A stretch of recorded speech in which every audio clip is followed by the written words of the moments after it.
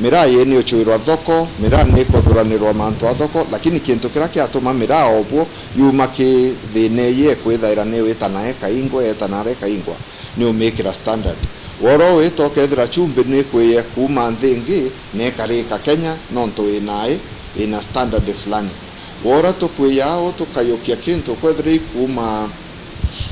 kuma tuyokie nthi ya China kana England kana inya South Africa na kekethira kiria miraa no mwanka na into bibingi tukuria miru yombe kwa standard yo na hivyo nonto twina Kenya Bureau of Standards kenda baumbo kuria no twa namba ekuwa obwo miraa ikinyite ana itina ndawe nthuku itina inae na batonia uramirebu irio ukamatwa uramete mirebu irio pakwa uramirebu irio watwa ekari kenda yomba kwendeka nthi yonde na kio yomba kwethire kintu kiwiti kiifika kitiko yukora ba mandawa ya kulevya. Kama kulikuwa na ujumbe, tulituma ujumbe katika nchi ya Djibouti na mimi mwenyewe ndio nilikuwa naongoza huo ujumbe, na tukaenda tukafanya mkutano na serikali ya Djibouti na tukawa na mipango ambayo bado inaendelea, kwa sababu ili kuanze kupeleka products nchi fulani lazima kuwe na maagano ama na agreement ambayo inatekelezwa.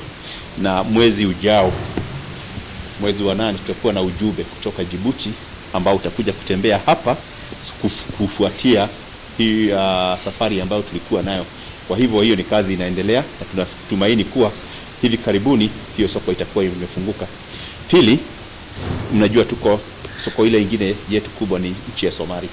Bado serikali iko na mikakati ya kujaribu kuona vile tutasuluhisha the diplomatic law ambayo kuweko na bado inaendelea, and it might be resolved very soon, but the Djibouti delegation itakuwa hapa na tunatumaini wakikuja tutawaleta mpaka Maua waone mahali miraa inatoka ili tuende kwenda the next level. Maono ya Rais Uhuru Kenyatta ilikuwa ni kwamba tuwe na uzalishaji wa viwanda katika nchi ya Kenya. Uzalishaji wa viwanda ni kwamba tungekuwa na nafasi ya ajira kwa vijana. Bila viwanda ajira itakuwa shida, na sisi kama wizara inayosimamia viwanda, biashara na uendelezaji wa mauzo tumekuja kukusanyika hapa ili tujadiliane, tuone ni vipi ni kupi tumetoka na ni wapi tunakoenda, ni yapi ambayo tumeyatekeleza, ni yapi ambayo tunapaswa kuyatekeleza. Na sote tukumbuke kwamba tumekuwa na changamoto la janga la COVID duniani kote. Sasa sio changamoto lililokumba Kenya pekee, lakini hata hivyo kwa sababu ya changamoto hili viwanda vingi vimefungwa.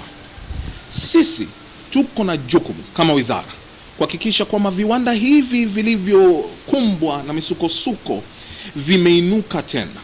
Lakini hata baada ya hiyo tuko na jukumu la kuhakikisha kwamba tunazalisha viwanda vidogo.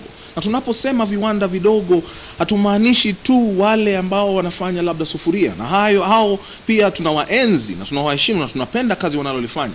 Lakini tunataka tuwe na kiwanda ambacho labda kinaweza tengeneza juice kule Mabera Kuria. Tuwe na kiwanda hapa Nyambene ambacho kinaweza tengeneza labda maji ya kuuza. Tuwe na kiwanda ambacho kinaweza tengeneza cheese ama maziwa ama kutengeneza vitu tofauti. Tuwe na kiwanda ambacho kinaweza kutengeneza peanut butter toka kwa ile njugu tunajua.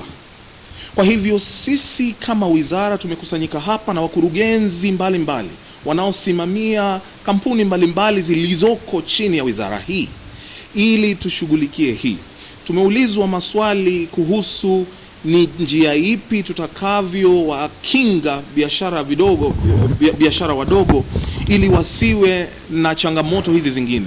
Serikali, jinsi bwana PS na hata mwenzangu bwana Kas alivyonena, serikali imeweka mikakati na mipango ili kusaidia wale ambao wanaanzisha viwanda hivi. Tuko na Kirdi, wale ambao watasaidiana kwa ujuzi kuhakikisha kwamba tunapoanzisha kiwanda ujuzi unaoistahili imepatikana, na uwezo huo wamesaidiwa wale wanaoanzisha viwanda. Tuko na KEBS ambao wanakagua bidhaa na kuhakikisha kwamba iwapo itauzwa kokote nchini na hata katika nchi zingine jirani ni bidhaa inayostahili kuuzwa.